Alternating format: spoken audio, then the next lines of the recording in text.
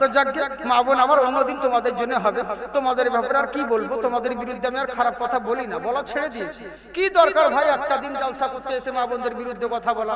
কারণ আমি তো বলে চলে যাব, কিন্তু বিপদে পড়বে মৌলভী সাহেব। এমনিতে তো ইমামদেরকে দেখতে পারে না লোকে, বিপদটা তখন ইমামরাই পড়বে।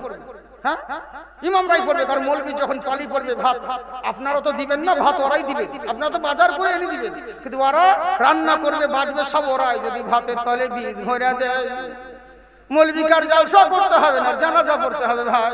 এই লেগে বলছি মা বোনদের বিরুদ্ধে কথা বলি না, আর বলবো না। আর মা বোন তোমাদের উপরে আমার অবদান আছে, পশ্চিমবঙ্গের কোন মৌলভিল্লায় আমার অবদান আছে, আমার কারণেই তোমরা 1000 টাকা পেছো লক্ষ্মী ভান্ডার।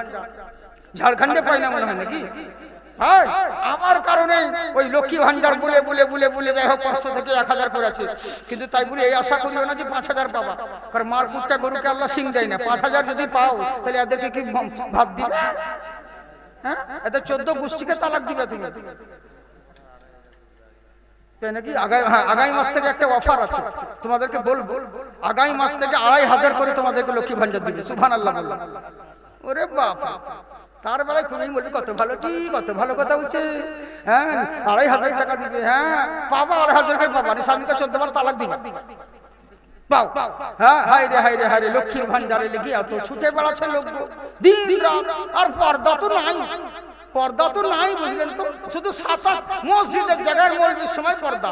আমি বহুদিন আগে, আপনারা শুনেছেন আমার কথা ইন্টারনেটে হয়তো, জালসা তারাই পড়াতে গিয়ে গো 27 তারাবির দিনে কোরআন শরীফ খতম দিতে আসছে, তো জানলা দিয়ে এমনি করছে 100 টাকা দিতে হুজুর আমার শাশুড়ির নামে বক্সিয়ে দিয়ে দেয়।